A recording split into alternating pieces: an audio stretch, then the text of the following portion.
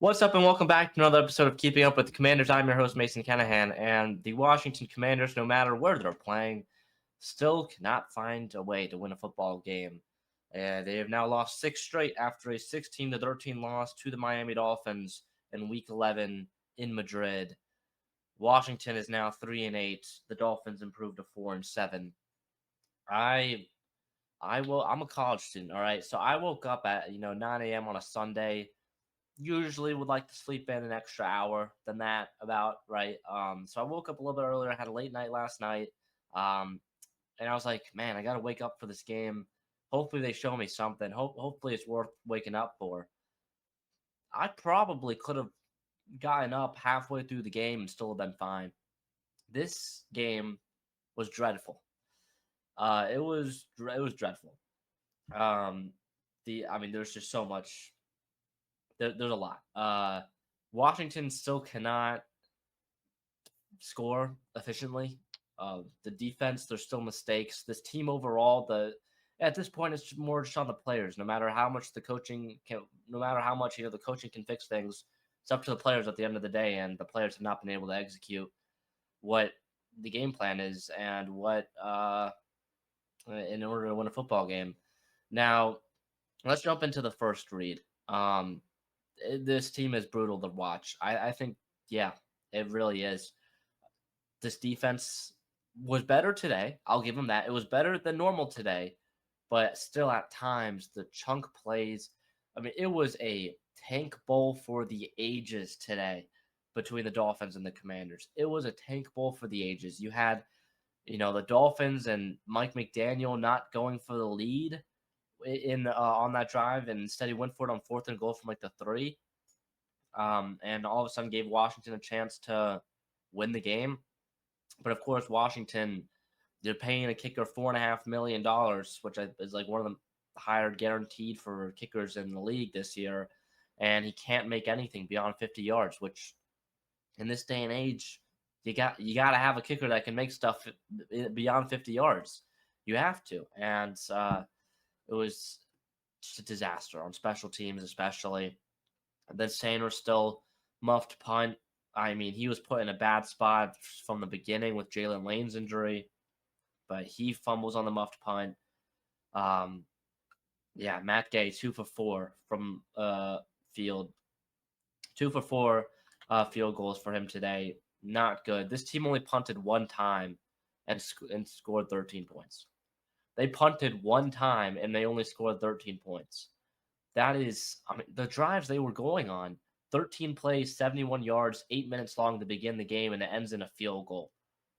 14 plays, 82 yards, 5.5 minutes, ends in a field goal. We'll just jump into the offense. They really struggled. The offense really struggled once they got into the red zone, once they got deep into the opposing half. You had 11 plays, 69 yards, over 6 minutes long, get all the way down to, I believe it was to the 1 yard line. Can't convert. 2 opportunities from the 1 yard line, 4 opportunities from inside the 5, and they can't convert. It's a struggle out there. And I really think, this is kind of obvious saying it, but if Jane Daniels was out there, they win this game. I think you could say that pretty easily, because if Jane Daniels was out there, they convert in the red zone. Washington was limited a ton what they could do in the red zone with Mariota, it felt like. Also, the play calling in the red zone. I don't understand the designed run with Marcus Mariota after the entire drive. The running backs and the offensive line up the middle are what has given you, the opportunity deep in the opposing half. And instead they go a design run to Mariota, who doesn't have the speed like he used to. That run, the 44-yard run from him, definitely came out of nowhere, but you can tell he doesn't have the speed like he used to. And it was just a big struggle overall. There were some things to like. I thought Josh Connolly played great again. He's quietly been improving every single week in pass protection. I really think Washington has something for the foreseeable future at the 2 tackle positions with Laramie Tunsil and Josh Connolly. I think there is definitely a good future there at tackle for Washington. I think Chris Rodriguez had a great game. In my opinion, 15 carries, 79 yards. You could maybe say, he was averaging over 5 yards a carry. It just felt like they were able to get kind of chunk plays and kind of eat up clock. with the way Chris Rodriguez was running the football. Washington overall ran for over 170 yards on the ground, averaged over 5 yards a carry, which Washington's rushing attack has been one of the best this season. So that continues. It really feels like Chris Rodriguez has taken over that lead RB1 role. It really was up in the air for a little bit for Bill Krosky Merritt to grab, and that Bill stock was sky high early on in the season. But Rodriguez, I mean, in my opinion, he's been that guy for the last couple of years. I think he's been the best running back in Washington's running back room. And I was very surprised when they originally cut him back in 2024 because I think he's been a really, really solid running back. And, they found something there. I guess, you could say Ron Rivera found something there. I don't want to give him too much credit, but in the 6th round or 7th round, Chris Rodriguez at running back, drafting him, he's been really, really solid for Washington. And I feel like if he gets more volume too, you can really start to see him, be that lead back in this backfield for Washington like we did today. He had 15 carries, Krosky Merritt had 9, and McNichols had 4. If you want to look at the splits and everything there. I also apologize if there's background noise. There's some construction going on outside. Don't exactly know what's happening there, but yeah. Continuing on, Deebo Samuel led the team in receiving yards, 7 catches, 74 yards, and a touchdown for him. Zach Ertz, oh boy, I'll get to him in a second, but I also thought Jacoby Jones' first catch in his NFL career was an incredible one, a great route that he ran and helped set up that field goal attempt to win the game in regulation. I thought that play call was great for Cliff, and I thought overall for Cliff, there was some good creativity. I thought the touchdown for Deebo Samuel was a great play call. I thought that was one of his more creative plays we've seen from him in quite some time. The fake screen. They faked who the screen was going to be going to. I don't remember who the receiver was, but they faked their screen like it was going to one receiver, but then it was Deebo kind of on a tunnel screen over the middle of the field a little bit. So I thought that play design was incredible and great from Cliff. And I still think Cliff, there's still some creative things in Cliff's bag. It's not been a great year compared to last year in terms of Cliff's play calling, but I also feel like he's maybe nervous with the personnel he has out there to really unleash some of these things. And maybe that's why, it's been a little bit more conservative than usual, or more bland, you could say, than usual, because they have, all of these wide receivers that they're just getting off the streets to play for them every week. But I thought that some of the stuff Cliff was doing today was really good. But again, some of the play calling deep in the red zone was pretty bad. But there was more flashes today than I've seen in quite some time for Washington's offense in terms of the creativity. They had their ups and downs, but overall, I was satisfied. I feel like with this creativity at some points. Other things, the offensive line I kind of already talked about. I really feel like Laremy Tunsil and Josh Connolly are the tackle duo of the future there. Connolly's played great the last couple of weeks. I think Ryan Fowler pointed out that only 2 pressures allowed in the last couple of weeks. He hasn't allowed a sack in a month. So great stuff from 72 on the right side. It takes time for a rookie offensive tackle to adjust, especially when you're flipping sides of the ball from the left side to the right side. And that's what Connolly had to do. And he's improving every week, which you want to see out of your young guys, because with where this team is at right now, these young guys have to be improving, because you can draft and you can add all the talent you want this upcoming offseason. But if the guys in those draft classes that from the last couple have not been improving, you've got a big hole in terms of the depth of this team. And that was the issue heading into this year. Were those younger guys going to improve? We haven't really seen that, because we knew that if those starters went down, the depth behind them was not that great. And we're seeing it now. Last year, Washington was healthy for a majority of the year, so that's why they didn't have to deal with it much, and they had a lot more success. Let's go to Mariota really quickly. 20 of 30 for him, 213 yards, a touchdown, and interception. That interception was really, really brutal in overtime. That one, again, lost them the game once you got to the extra period. But, again, you're not going to get anything crazy from number 8. You're not. And I thought that run that he had was pretty fun. The 44-yard, it was turning back the clock to his Oregon days. But you're not going to get anything crazy, 3-4 touchdown passes from Mariota, because that's just not who he is at this stage in his career. We kind of know what he is, and we just got to deal with it at this point. And ride number 8 because that's just what we've got at this stage. Um, and then Zach Ertz. Let's talk about him. 4 catches, 42 yards on 8 targets. I really think it's time. I really think Washington needs to start discussing what's next at tight end. Zach Ertz, he's had a great career. He's had a great career. It's time. All right, it's time. All good things must come to an end. It's time for Zach Ertz, and Washington needs to know that if he is back next year, he cannot be the lead tight end. Just his blocking has definitely taken a step back compared to last year and previous years of his career. Um, his hands as well and his route running, definitely not entirely there. He's still kind of a reliable target at times, but a lot less reliable than he was last season. And his blocking, especially today, was abysmal for a large majority. So that is definitely something to look at. But let's switch sides of the ball to the defensive side now. This defense definitely stepped up today, and I praise them for that. Only 16 points allowed after the last few weeks, allowing up, like 25 plus a game. But this week, I felt like the goal line defense was what really stood out to me, especially that 4th down stop at the goal line that the Dolphins had. Louvu was in there creating havoc. I thought Javon Kinlaw had a pretty solid game when he didn't, jump the snap and cause a penalty. I thought he had a really solid game. Bobby Wagner was kind of up and down.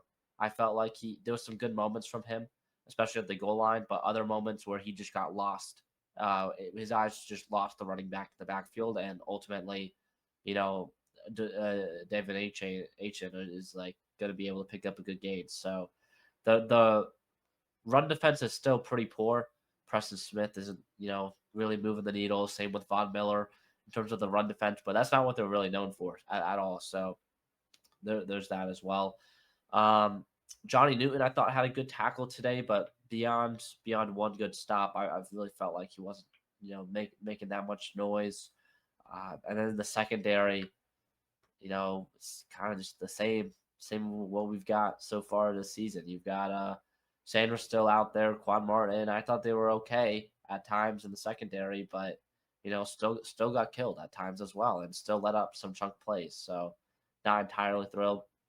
Jordan McGee has been a nice surprise the last few weeks. We're seeing him more and more with, Frankie Louvu having to rush the passer now because Washington just does not have any healthy pass rushers.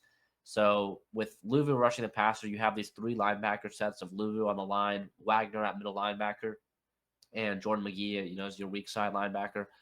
And for McGee, I feel like he's, improved week after week. I thought he had a solid game today. Definitely still some holes in his game, but he's improving. And especially in coverage, I think he's one of the better linebackers we have on this team in coverage. It's kind of what he was known for at Temple, and it was a struggle last year, but this year we've seen improvement. And that's all we can ask out of these younger guys who have not gotten a lot of playing time yet. Kane Madrano was not a healthy scratch for once today. He was playing and ultimately, made a tackle in special teams. Blew up a punt return, which was really nice, or kick return. I don't remember which one, but did not really play much on defense, if at all. Continuing on the secondary, I already kind of talked about a little bit, but I thought they were okay. Nothing crazy from them, but yeah, that was pretty much it. This game overall was just a snooze fest for a majority of it, and Washington ultimately lost. Now, moving forward, the draft is definitely going to be very important for Washington draft position because this could be a very, very important draft for the Washington Commanders. And I really think it's going to be because if they can acquire a top 5, potentially top 3 pick, Washington has lost 6 in a row to this point, and they're currently sitting 7th, but this is before the early slate on Sunday ends. So we'll have to wait and see. I believe they can get into the top 5 by the end of today if certain things fall their way. We'll have to see, when this episode comes out. You have to check yourself where Washington sits, but if they can get into the top 5, top 3, and trade that pick away to a team that needs a quarterback, that is such a luxury having a top draft pick and not needing a quarterback. Because there are so many teams that are willing to trade up to try and get their franchise guy. And there's going to be a couple of quarterbacks. You look at Fernando Mendoza at Indiana. I think Dante Moore is probably going to be staying at Oregon. But Fernando Mendoza, Ty Simpson at Alabama. There's a few guys that you look at and have the chance, to be franchise quarterback. And if there's teams that are willing to take a chance on those guys, if you want to trade back, which I think Washington definitely should, if they land this high draft pick, that is totally like that would be huge because you can get a big draft haul, which is something Washington lacks currently. Has a lot of draft capital moving forward because of the Larry Tunsil trade and some other trades. They don't have a second round pick. They don't have a fourth round pick this year, which is important to note. So, but yeah, overall, it's if they can land a top 5, top 3 pick, that would be huge for Washington. Other things, I mean, just 6 straight losses now. Washington heads into this Week 12 bye. Things aren't looking pretty. They're not.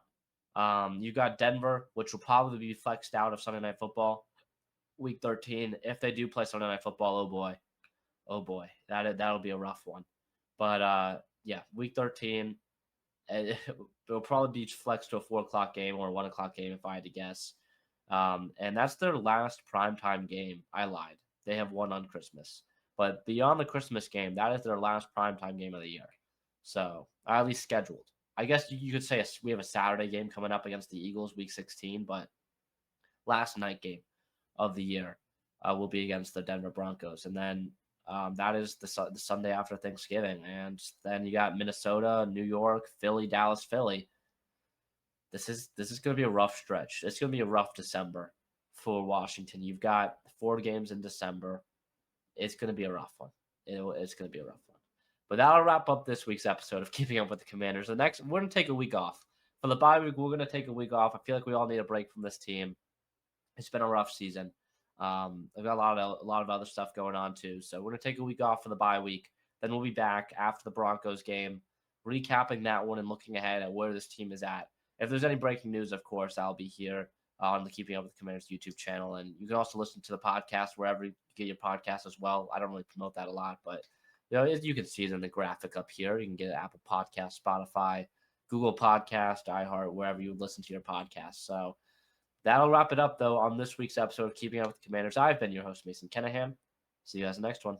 Peace.